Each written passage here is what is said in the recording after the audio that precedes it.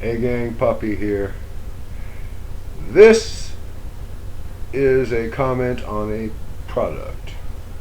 Rimrock Farms makes a spicy chicken patty. I've attached a JPEG after the end of this. In the picture on the bag, you see I got a jalapeno on it. They are not kidding.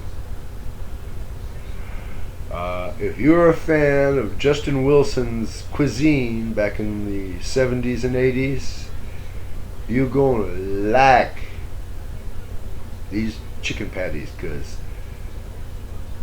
I'm pretty sure if Justin Wilson didn't formulate the spices for him, his ghost is haunting the plant where they make them.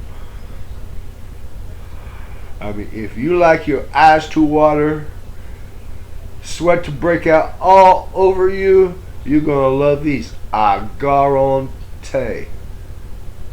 Good night.